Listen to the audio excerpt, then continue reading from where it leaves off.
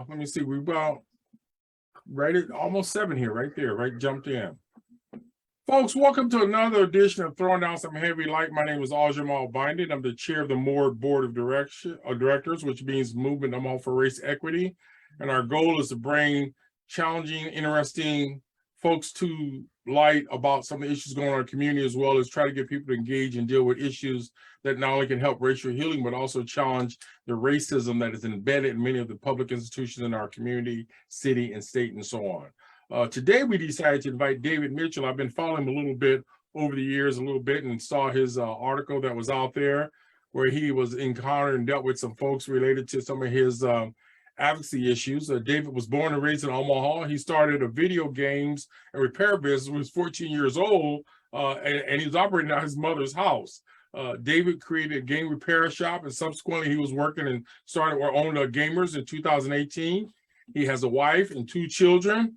And we invited him to Throwing Down Some Heavy Light to share some of his frequent challenges with the Douglas County Attorney Office, Don Klein's office, as they say, law enforcement clan, and other people who have kind of vilified him in the public media and so on. So we want to give him a chance to share his point of view, and again, give us a chance to let the viewing audience or the participants to ask him direct questions. So I'm going to provide kind of a basic few, let's say I have about 5 or 6 questions I'll ask him, and then at the second half of the show, we're going to throw it open, or whenever we finish with our questions, but at least halfway through, we'll let our participants talk directly to David, respond to him, and raise any question you want. We do ask people to keep it brief because sometimes people get long-winded and start making diatribes and editorial statements that are for a newspaper versus a show that only lasts an hour or so. So, David, first share a little bit more about yourself with the listening audience or viewing audience about what you're about.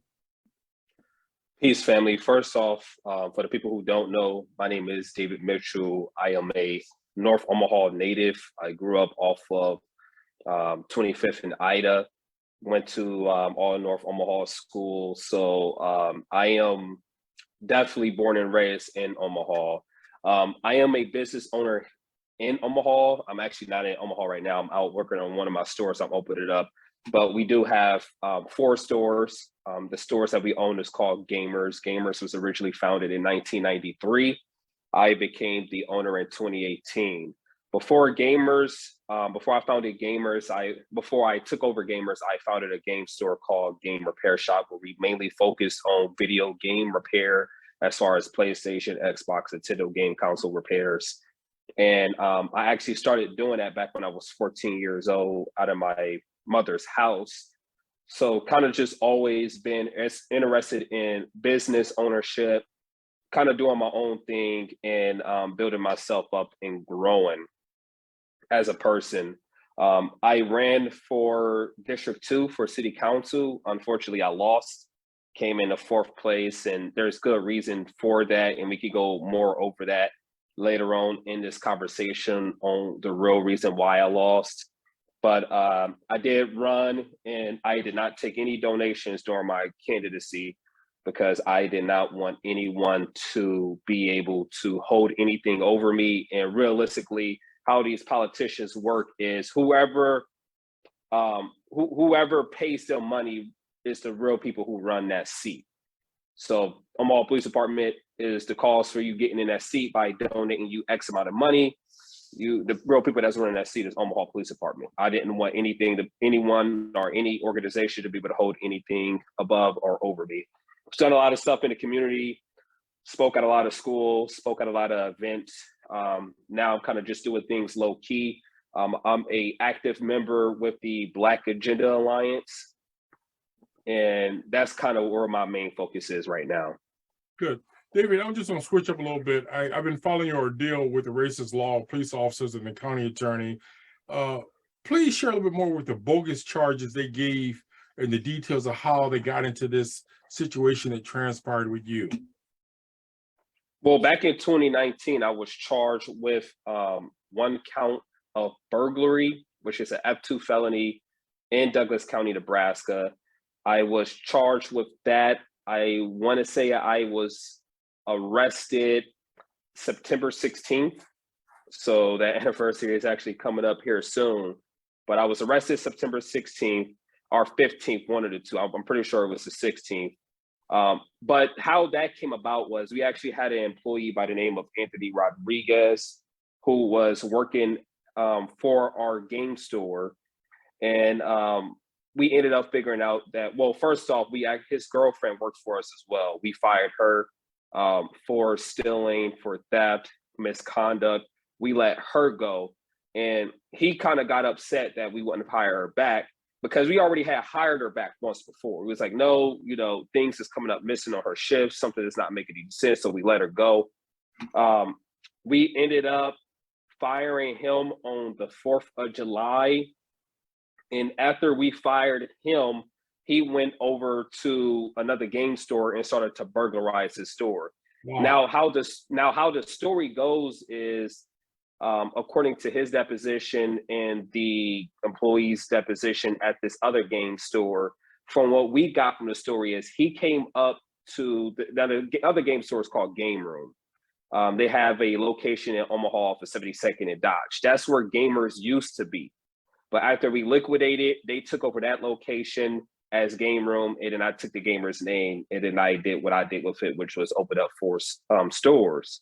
Well, he went over there, how the story goes, right before they opened. And as soon as they opened up the store, like right before they opened up the store to the public, not the first day that they opened, but just in general, he went up there to talk to the store manager. And he said, pretty much, oh yeah, I've been stealing from your store and this is what I've been doing. And pretty much from what we got from the conversations, they pretty much spent the whole entire day conspiring to plan what they could be able to do. So he hung out at the store all day unattended, with nothing going on. And later on that night, I want to say it was around 11 or 12 o'clock at night. So he spent all day up there. I mean, he was up there from 11 o'clock in the morning. That's a full 12 hours that he was in that store hanging with these people, conspiring and conjuring up whatever plan. Is when they finally decided to call the cops. So they called the cops, and he was just like, oh yeah, he was thinking he was going to be able to get away with something. Oh yeah, David Mitchell, the owner of Gamers, put me up to burglarize the store. So he put it back on you then. Okay. Yep. And he put me up to burglarize the store. That's what he said. Well, my store in Lincoln was raided August 1st of 2019. And within that raid, they arrested my employee, Philip Williams, my store manager down there. And in that raid, they actually found nothing. And you can see that in the body cam footage. All that stuff is going to be released. I have a documentary upcoming that a production company is actually working on. We actually got a pretty well-known co-producer that's actually working on this film. So we're actually very, very excited for this film, which is going to tie a lot of pieces together. Let me interrupt you, Dave, because there's something I don't understand. You're basically saying he conspired, he stole stuff, in some kind of way. How are you implicated if you're the owner or the main person of the store? He said you both are stealing in a sense? He told the cops when he got up there that I was directing him and another one of my employees to go burglarize the store. Okay, that's how they got you, because I couldn't understand how that pulled off. Okay. So that's how that worked. So what they did was they ended up arresting him that day with theft by unlawful taking, but it was like one of those arrest and immediate release type deals. The kind of bogus ones they do all the time, like on TV. Yeah. Yeah, one of those. Yeah, so they raided my store in Lincoln August 1st. I had about 50 officers come in, busting through my windows, all kinds of craziness. Wait, hold it. I'm kind of slow. You said 50 officers? Yeah. The Omaha Police Department, in conjunction with the Lincoln Police Department, went out to my store in Lincoln, Nebraska, my gamer store. And they busted in the windows and they raided the store. Look, they was looking for from what they said, over 1,000 items. Now Game Room, we was actually suing them already for $60,000, right? We was suing them for trademark infringement because they had the gamer's name still up on the building and they wouldn't take it down after multiple cease and desist and demand letters from our legal team. So there's been this conflict going back and forth. I'm going to switch up because I want to get to some other questions. I also want to get audience if we don't have a lot of time. Let's see if we can stay a little bit at the 70,000 feet level and go to that. The other thing I was going to ask you, when you ran for city council, you lost the election because of these charges, and they target you, and this case was over. Did they offer you any funds or money? In other words, when the police do a false arrest, and you actually said you was in jail, do they pay you or give you something for taking your time in false arrest and basically lying? Did that happen? No. No formal apologies? No apologies, no nothing. I haven't heard anything from anyone. Because I'm thinking they should give you some money on that victim reparation thing that they got downtown. They give to people who are victims of crimes and stuff. And so it's all like, now, the other, switch up on you real quick here. Many African Americans have never seen many of these people, from the county attorney, public pretenders, in a healthy fashion. And before all this happened, did you know anything, since you grew up in Omaha? Have you interacted with law enforcement, county attorneys, or the public pretenders, not pretenders, but defenders office at any point in your life? Only person who I really mainly interacted with was Justin Wayne, back when he was a public defender for Douglas County. And that was pretty much it, just because I knew of him. I knew of the work he was doing in the community. But my only interactions with the Omaha Police Department, like most people, some was good, some was really bad. I mean, my first interaction with Omaha Police Department was when I was 12 years old, when they beat the hell out of me. For back what? when I was 12 years old. For what? Me and a group of my friends was walking down the street, and we matched the description. You know, you probably matched the description. We all matched the description at one point in time in our lives, and we matched the description to some type of burglary or something. When we're 12 years old, we're literal kids walking into my friend's house to go spend the night. It was about 9:30 at night or something like that. And because my friend was having an asthma attack, I told the cops that he was having an asthma attack and that he needed his inhaler. And the cop was just like, "Shut up." And he kept on looking at his face. He was like, "What's your name, boy? What's your name?" Pointing in his face. And my friend sitting there having a heart attack, the asthma attack, he couldn't breathe. I was just like, he can't tell you his name because he's having an asthma attack. And he was like, what did I tell you? What did I tell you? Turn around. He turned me around. He put his handcuff like at the top of my collar, and then he threw me to the ground. And then like two to three other officers came in, and they put their knees on my back. And they fucked me up pretty good, because I've always, ever since that incident, I've always had a lot of back issues. But it was really demeaning, because while I was in the car with the police officer, he was saying I was a little brat and I would never amount to anything. And, the thing is, what I ended up later on figuring out in life is that we're really in a psychological warfare, because these people teach us and train us to be able to hate ourselves, to hate our skin colors, to hate who we are and what we built. So we are raised and trained to hate ourselves, and they do a hell of a job at doing that, because at that time I was really depressed. I had a lot of I started to go through a lot of mental issues after that whole ordeal, especially when you get beat up by the cops and when you get talked down to. But it was a lot of spiritual awakenings that I started to have in my life that got me out of that type of mindset that I had. Right. Well, the reason I raised that, I know at least 4 people, I could name names, who've been beaten up by the police department. They didn't do anything about it. And it's almost comical when you hear them say they're going to investigate themselves. Again, when you hear one scandal after another, it's kind of unfortunate. But I do know that people have been traumatized. And again, when they arrest somebody, they should arrest them. They don't have a right to provide double jeopardy of beating them up and then turn around and put them in jail. And, nobody appointed them to be law enforcement officers who are creating this sense of trauma. And again, when you do that to a young kid or young adolescents or even adults, it can create the trauma where they have this sense of how they operate today. And so that's where we need a public auditor. I'm going to switch up again, because I'm going to be conscious of time of bringing the participants in to raise questions or comments also. One of the things I was going to say is, let's focus on your business a little bit. What became of your business after this incident? In other words, did you lose money? Did it hurt you? And I don't know how much you spent in jail. I assume it was not that in the door and out the door in the next 10 minutes, which they do for some of their friends of the system. But number one, did your business suffer? And then also, how much time did they actually keep you inside the jailhouse? Well, yes, my business definitely took a traumatic hit, a very noticeable hit, which is definitely going to be added into our lawsuit about all of the damage that this defamation has done to not only my name, but my businesses.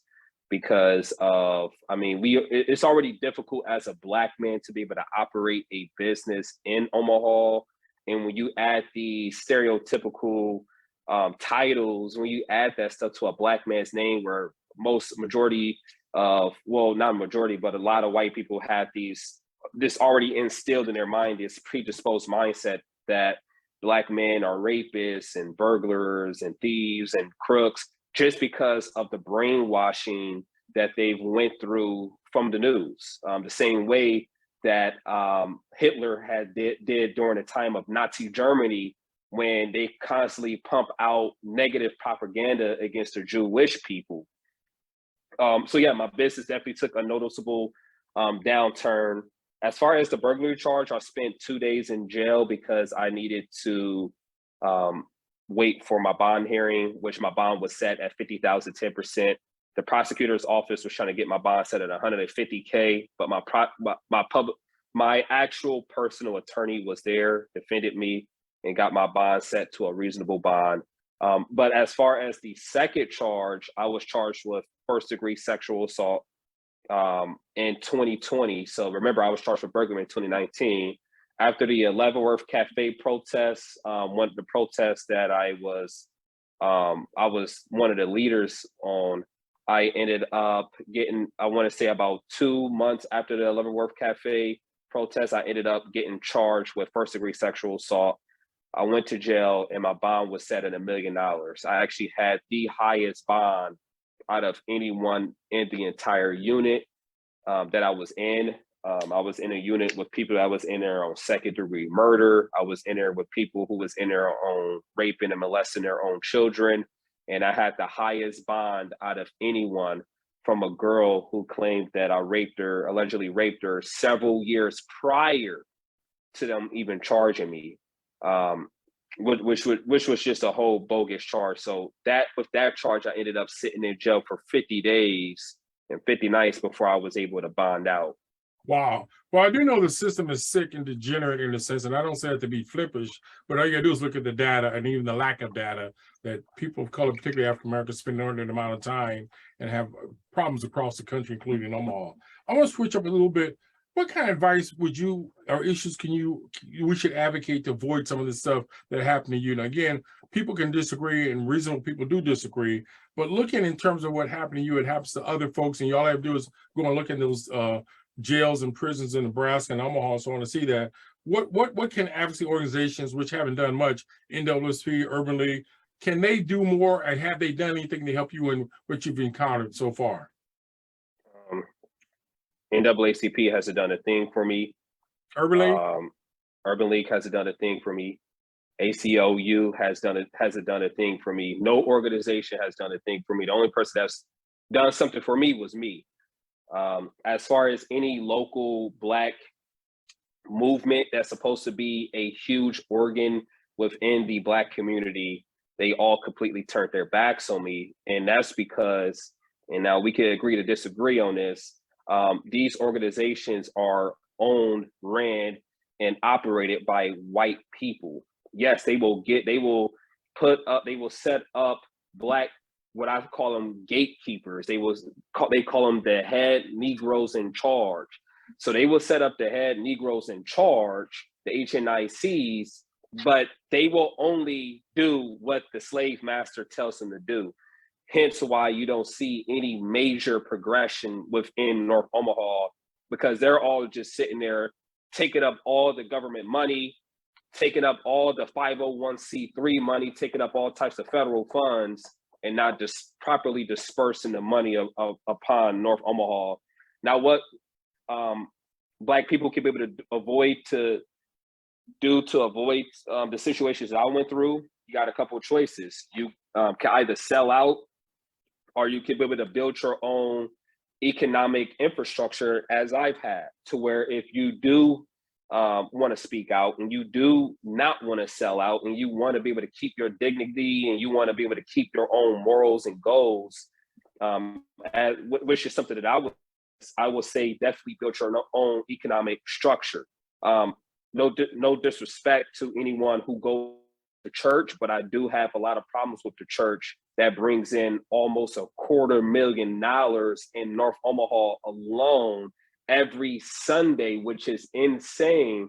No disrespect to these churches, but the thing is, we have to start focusing on our own profits, because these churches are telling us that money is the root to all evil, when the scriptures don't even say that. The scripture actually says the love of money is the root to all evil. So we got to be able to learn how to be able to build up our own infrastructures and be able to support ourselves. So that's one thing I would recommend anyone to be able to do. Because as soon as other Negroes start to see you starting to do something for yourself, they're going to completely turn your back on you, and they're going to plot against you. So you'll have to distance yourself from everyone and work on building yourself up. You know what, you and I, one of the things that hit me as you were talking, as an independent business person, I've been following lately all this new money coming related to COVID-19, and it's been going to the state, it's been going to the city.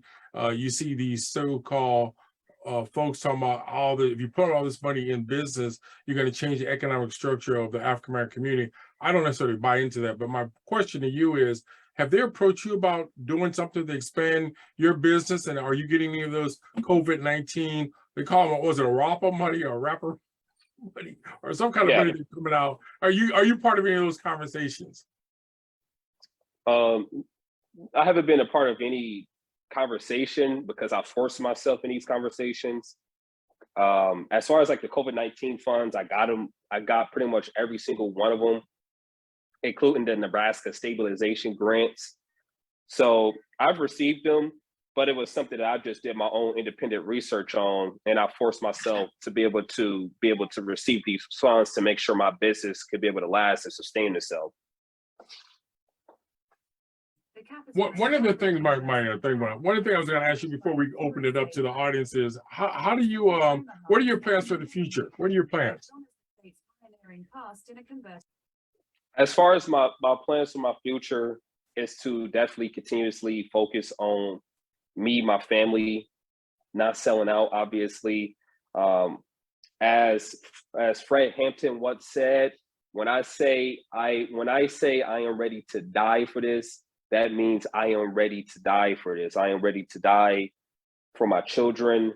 And I've already had everything set up. I mean, whatever happens, if unfortunately, God forbid, if I was to die, things would be set up in place so my family could definitely be taken care of. But as of right now, I'm not 100% sure on if you're going to stay in Nebraska or move out of Nebraska. We've definitely been in heavy talks on moving out. We're trying to see how this political race turns out on November 8th. And after that, we will make a educated decision on if we should continuously sit in Nebraska and fight for Nebraska or leave. But I will allow the people to be able to make that decision for me come November 8th when election season comes. Because if the people aren't willing to be able to fight, why would I be able to fight for someone that's not even willing to fight for themselves? As Frederick Douglass once said, he was just like, fighting for Black people is like fighting for a baby where you pick it up, it's kicking and screaming, and they don't want your help. So unfortunately, that's how it is. Like when I'm fighting with my own people, like I'm sitting here trying to do something for my community, but instead of them allowing me to be able to do what I got to do and help, or giving donations or whatever the case may be, is too problematic. So I don't know. We'll see. You said that, I had to laugh because I understand the nuance of what you were saying, because I've been around some so-called leaders and appointed mannequins, or we call them bobbleheads.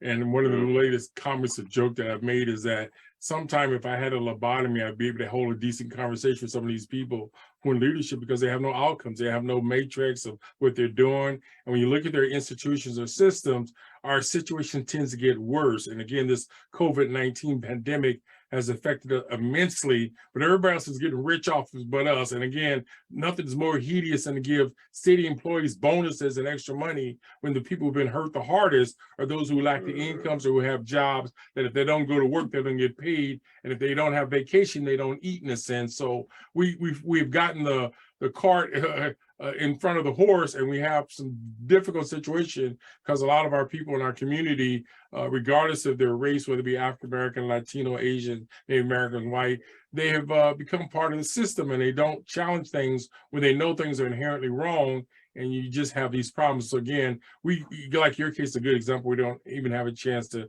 always talk to you. We're going to turn it over to let the participants raise questions either directly or through the chat or whatever. Before that, is there anything else you want to share with us before we do that, David?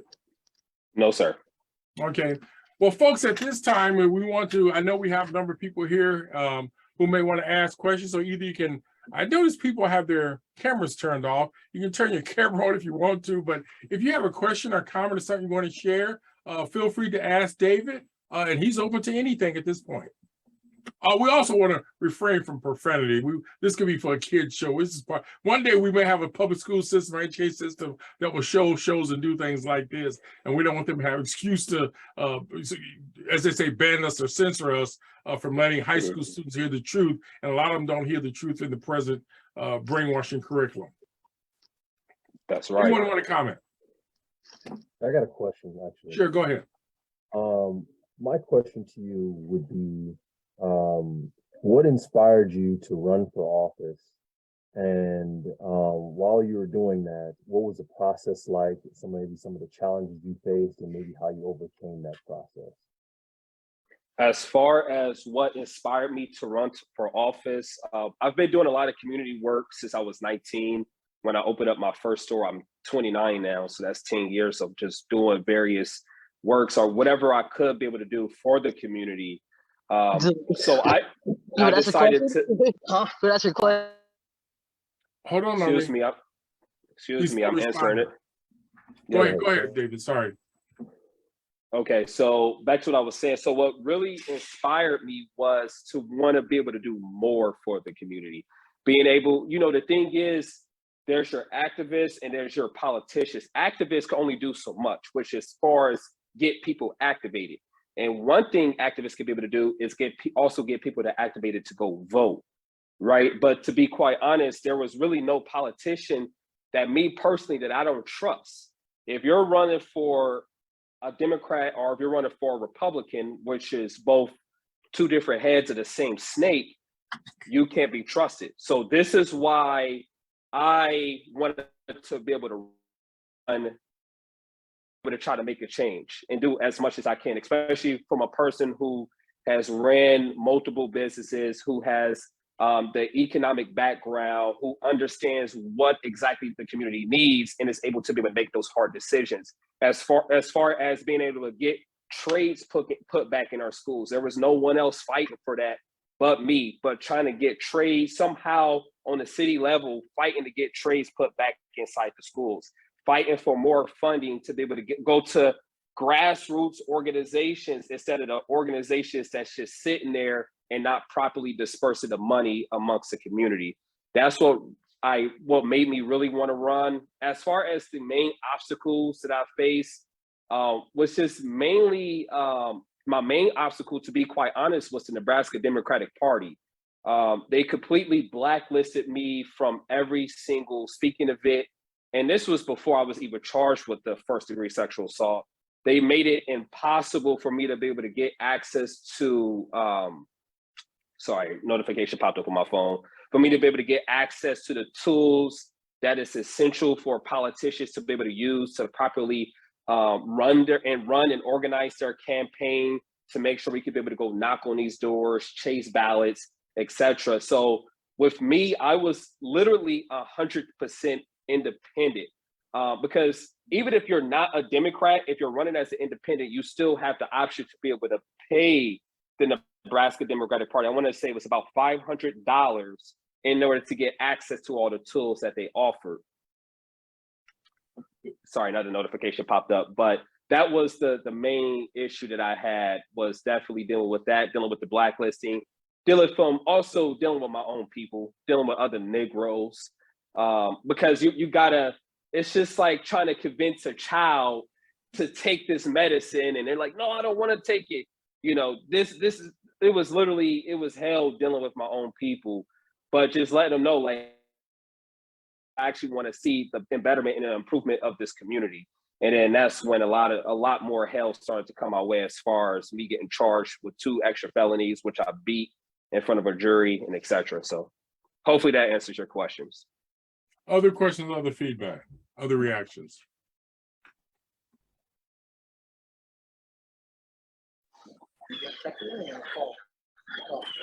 Oh, I have a question actually. Peace, brother. So, hey, by the way, I went to your games store 4 years ago. You did a good job fixing my PlayStation 3. So, just as appreciation for that, you did a good job. Appreciate you, brother. My question to you is, I was following. I remember watching the news when you were during early 2020 when you were outside of the Level Up Cafe. I was watching that closely. I did notice. How much do you think that you were attacked in terms of, like, as far as police, people on the other side coming at you? It seemed like all of a sudden within months you were targeted, by my perception. So I kind of imagine people who just like, but did you feel like you were being attacked by not only like white people, but it was law enforcement in general, and that's kind of what involved you in your legal issues at that time? Yeah, that's actually stem from that. That's what I felt. Yeah.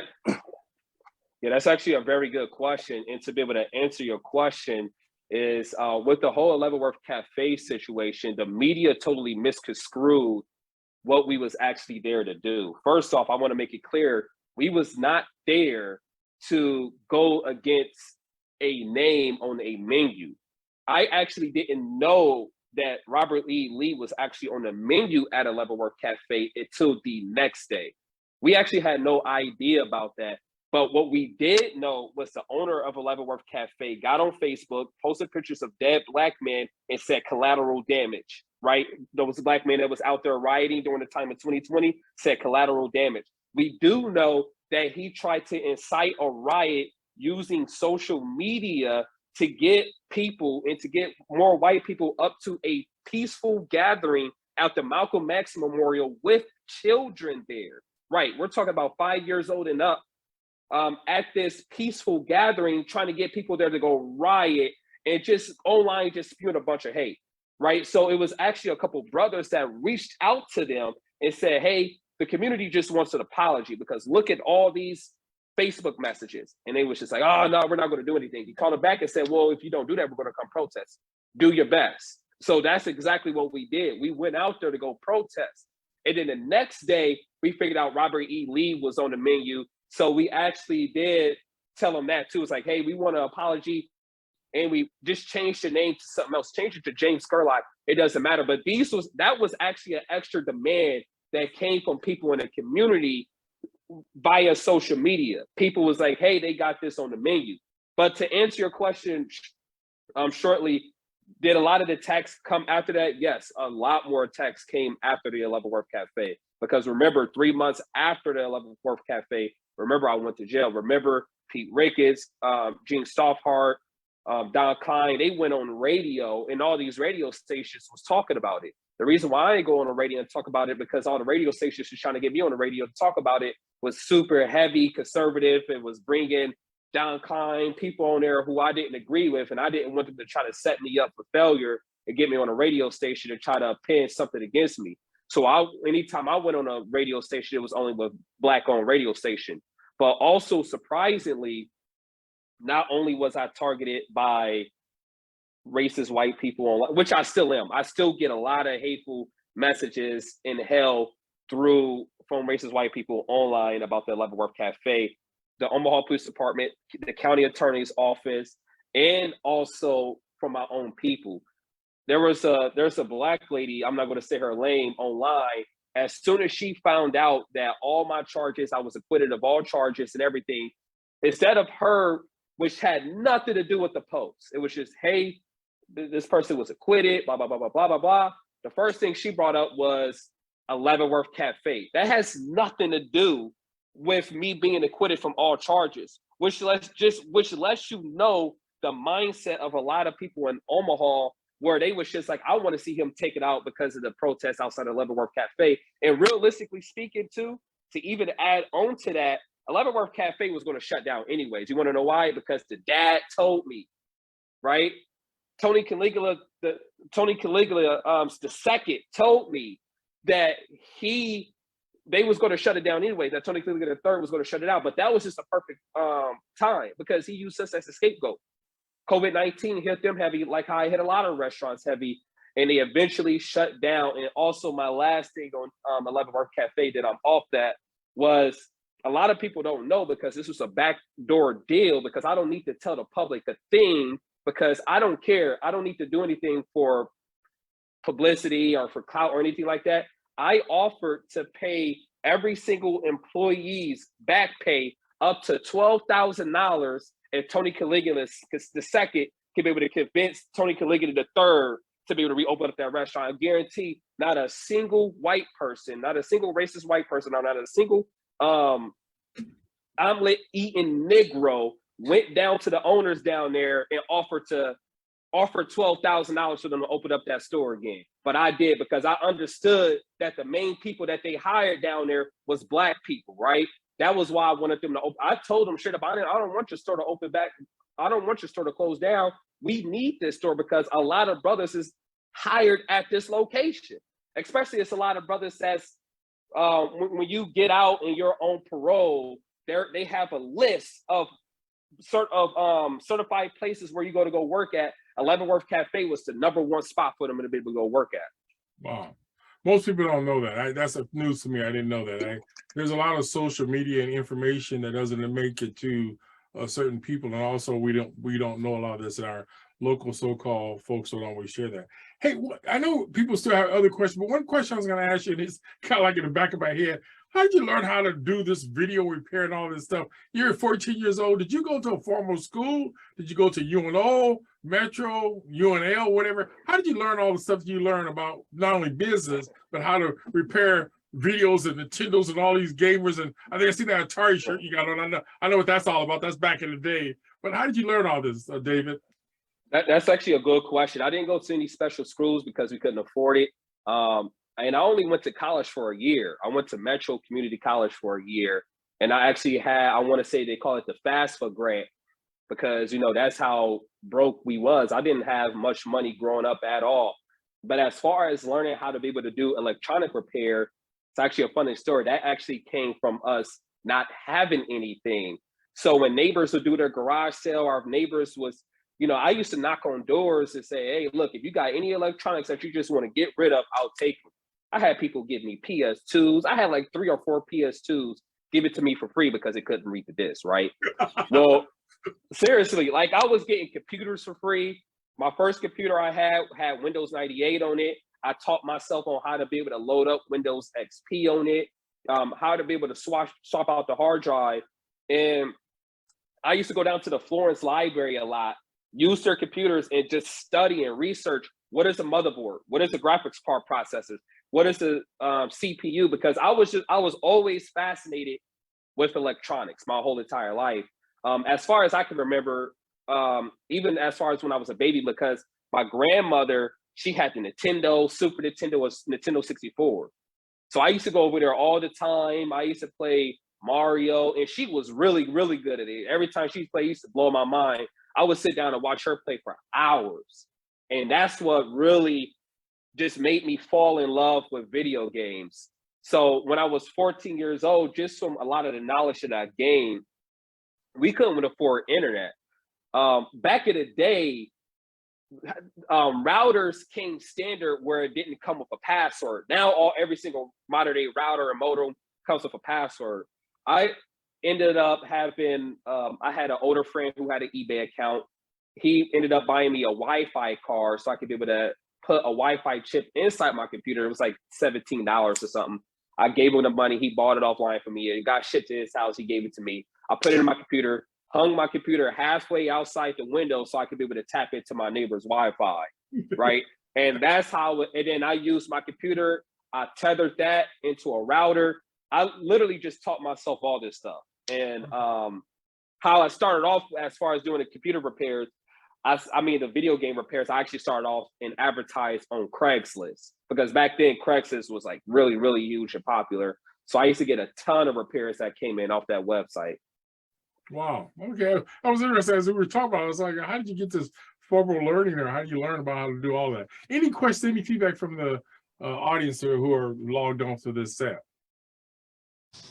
Hello, my name is Poto Biden. The question I have for you is, I know you were talking about a lawsuit and things of that nature. Can you kind of describe where you're at with that, and to the extent that you can, and also kind of talk about some of the major points that you're looking for as a result of that ongoing litigation? Peace, brother. That's actually a really good question as well. As far as the lawsuit right now, we're still in the middle of building up our team. And I know my attorney this in an article is we're actually going against a team of people that's used to fighting probably these sort of lawsuits and litigations. We wanted to make sure we formed a team. Our team, right?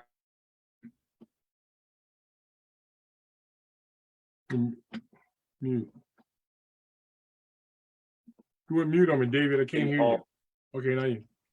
Okay, sorry. Can you hear me now? I can hear you now. Okay. Okay, so we're actually starting off right now. We're still focusing on the news media outlets. By Nebraska state statute, by law, we have to give all news media outlets 3 weeks to be able to respond to our demand letters. So we actually just sent them a third demand letter, every single, which is like over 40 of them, which is insane, to take down those negative defamatory stories, or they're also going to be roped into this lawsuit as well, this conspiracy lawsuit. Because remember, one thing people don't understand and don't sit down and analyze and realize is how in the hell did the news media outlets know that I was going to be arrested that day at the city council meeting? You want to know why? Because the Omaha Police Department informed them, and they let them know. There's a reason why Channel 7 News has this basic slogan that you guys probably never got until I'm going to tell you right here, right now. Channel 7 News, where we break the news before it breaks. How in the hell are you able to break the news before it even breaks? Unless you're either making it up or you're getting it directly from the Omaha Police Department and they're conspiring together. So we're working on that. So we're taking it slow. So hopefully we should have something filed here soon. I'm predicting here within a month. And what we're seeking as far as restitution is going to be in the millions. See, the thing is, with an average regular person, yeah, it may be $100,000 to $200,000, but you got to realize I spent well over $100,000 on attorney's fees, and then the amount of damage that I took business-wise, and also my political campaign, which is also considered a business. I literally lost a campaign where I spent $30,000 of my own personal money out of. I spent $30K out of my own personal money. So we're looking in the likes of millions, because this is something that's probably going to be held over my head for the rest of my life. I mean, unfortunately speaking, once you are just accused of sexual assault, you hold that to your death. Even after you die, look what they still bring it up on Kobe Bryant. The first thing they ran to is as soon as he died was good riddance. He was accused of raping that white woman. What about Will Brown? What about Emmett Till? What about all the other black men? I mean, even Tupac, you still hear some people say that he was accused of, sexual assault at a point in time. So this is why we got to take it slow, and we got to make sure all of our ducks is in a row. I'm not rushing anything, and I want to make sure we're moving very strategically, because we're also playing a game of chess right now. Hopefully that answers your question.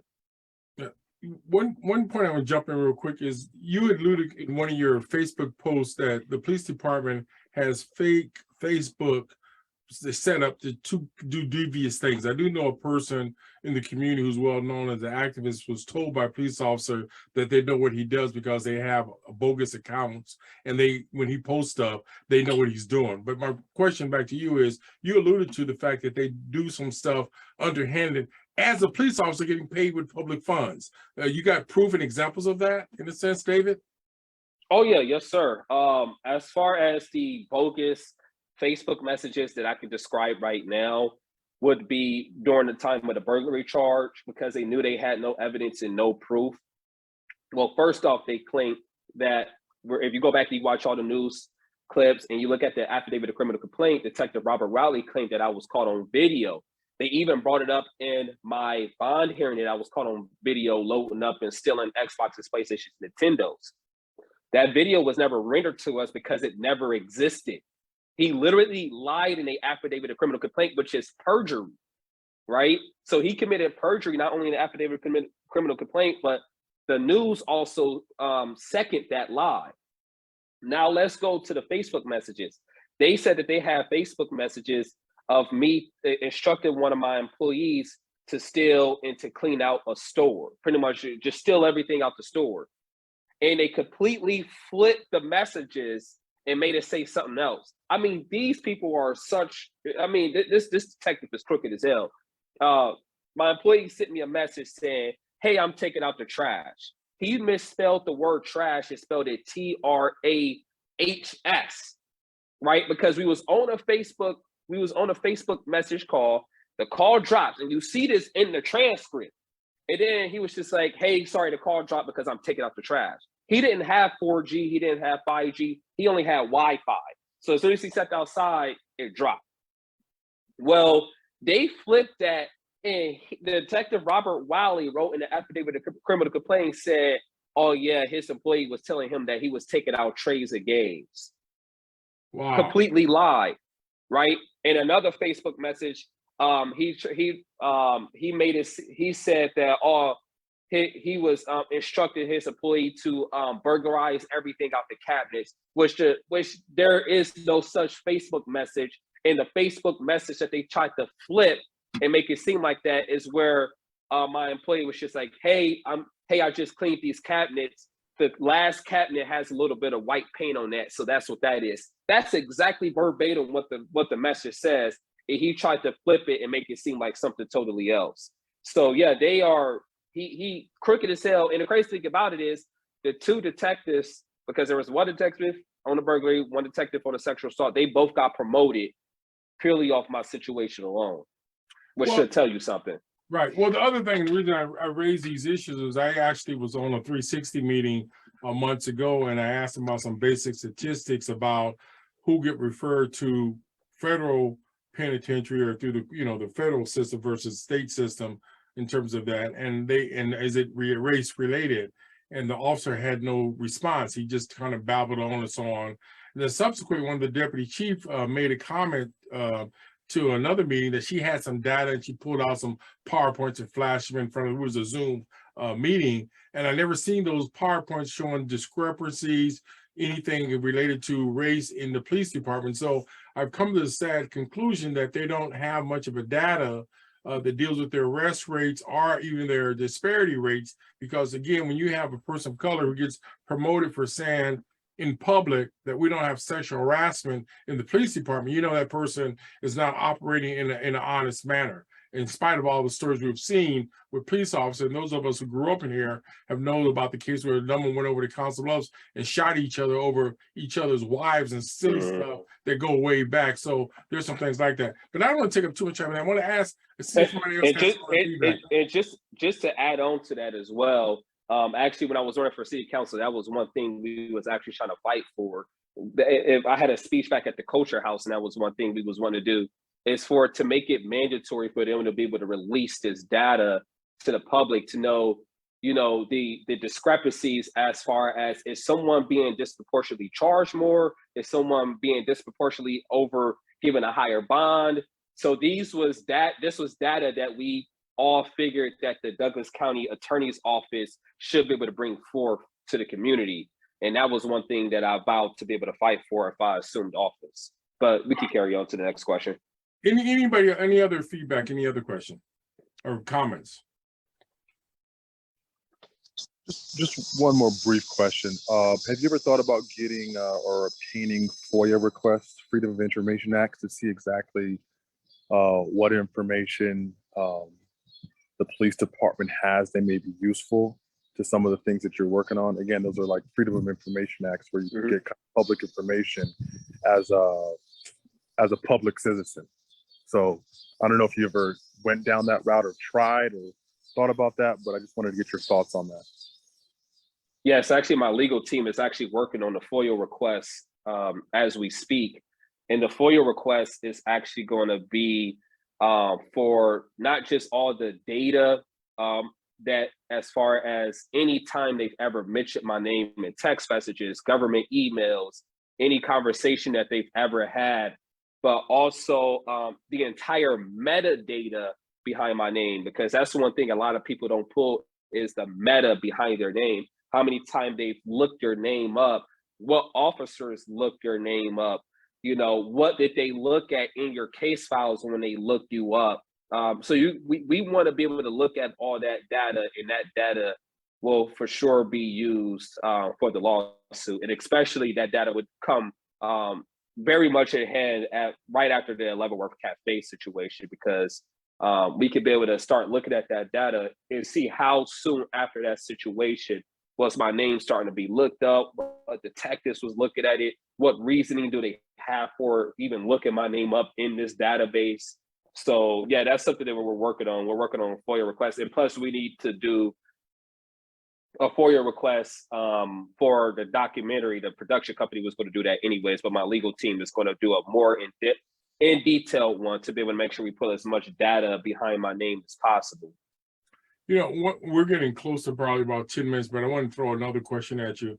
For years, we used to have, let's say maybe 3 or 4 years, we had a public safety arbitration bond.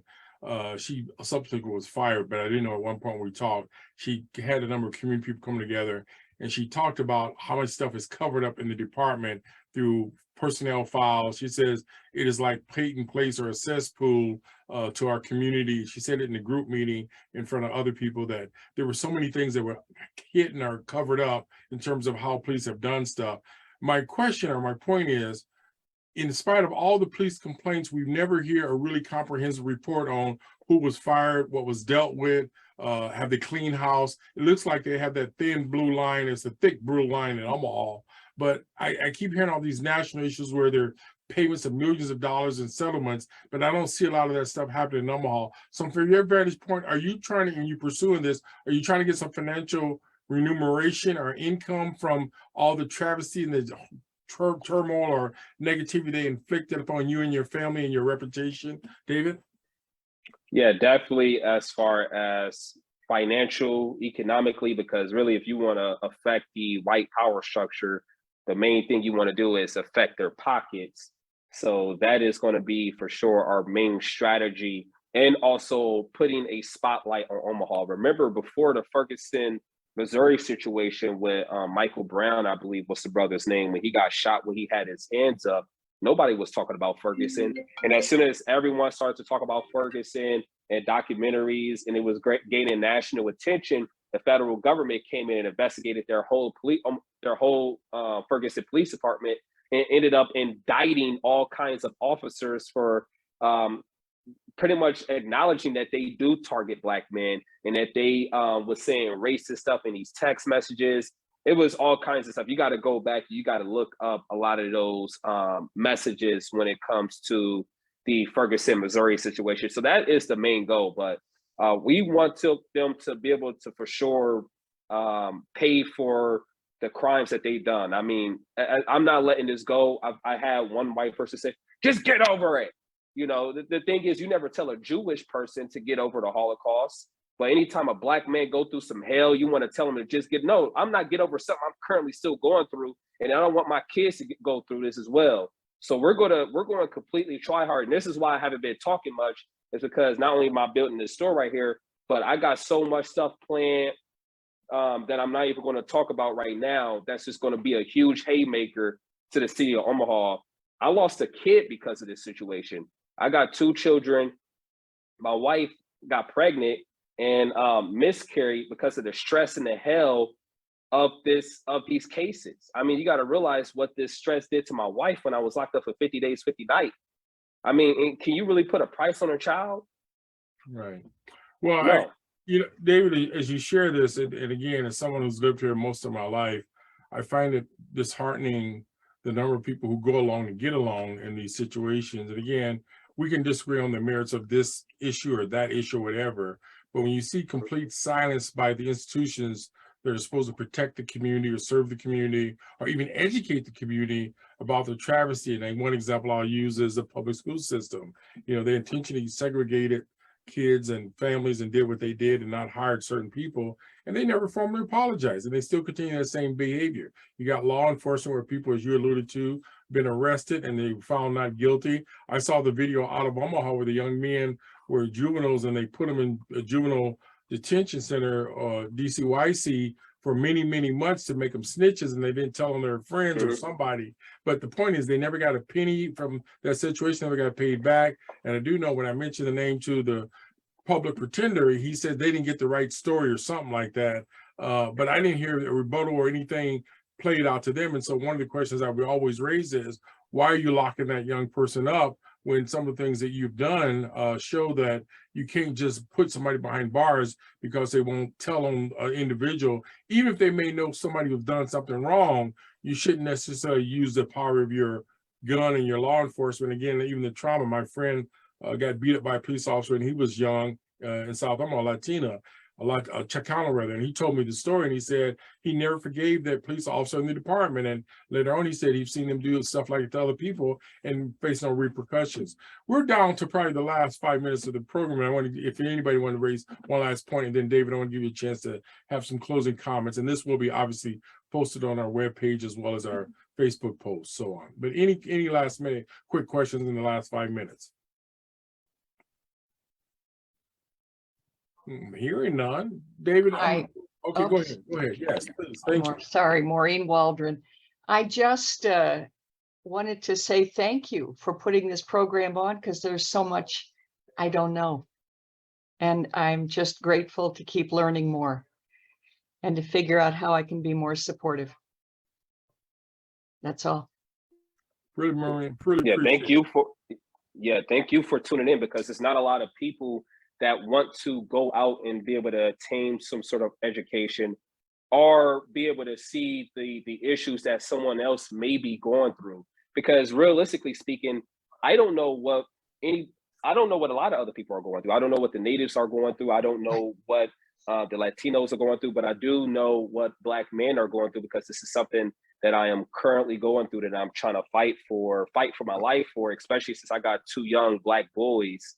So no, I definitely appreciate you coming out here and wanting to be able to learn and invest yourself in the community.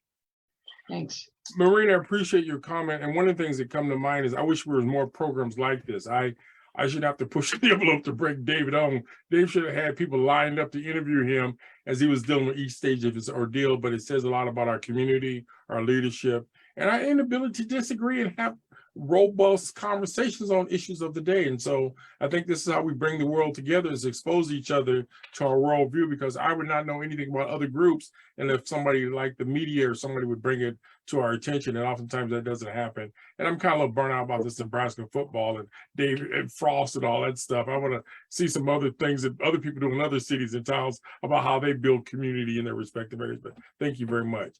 Dave, you have any other comments or anything you want to share as we move to the another agenda down the road? Before we close out the program today? No, I would just advise everyone just to stay tuned. If you don't follow me on Facebook, make sure you follow me, just David Mitchell. I have a public figure account and I also have a personal Facebook. They're both named the same way. A personal Facebook account, my friends list is full. So I still get a lot of friend requests every day, but I can't accept them. But the reason why I actually put 2 follow me is because once a lot of these pieces of the puzzle start coming together, you'll be able to see it. I know we only had an hour of time, but there's a huge documentary that's coming, and there's a huge co-producer that I'm pretty sure 100% of everybody in here knows who he is, that's going to get this to really gain a lot of national attention. But right now, I'm just holding my tongue on it. until the project is closer to completion. Because what I fear is if I start doing too much talking right now, they're going to start using the same tactics that they used in the past to shut me up, which is lock me up. Good. Well, thank you very much. Before we leave, I have one quick question. You said your Facebook account or friends is too many. What is too many to be too many? I have 500 on my. 5,000. It maxes out at 5,000. And you got 5,000 people on yours? I've been maxed out for 3 years now. Well, you can share some with me. I can take some off your head. So anyway, I was surprised that there was a limit. I didn't know that because I thought I was doing good with 500. So it's a good question. Right. Well, really, thank you for being with us today, David. I know we do get a lot of our viewers after the facts, as I said earlier in a previous conversation, after the program is done. And then again, hopefully we can bring you back in to drill down as you have more progress in your program. But thank you again. And again, on behalf of the people who participated, thank you for being here. Join us. We're going to have an event next Wednesday where Dr. Money's going to talk about that Malcolm X and the Nebraska Hall of Fame event coming up. And so again, it's an important conversation. It's going to take place, I think, Monday to vote, but I invited him on because he wrote a wonderful article on Malcolm X in Nebraska and some of the things we've dealt with. So we will continue to bring this stuff to you. So we hope that you have a rest of the best of the evening. As we say, Baroko, and may the force be with you. Peace, family.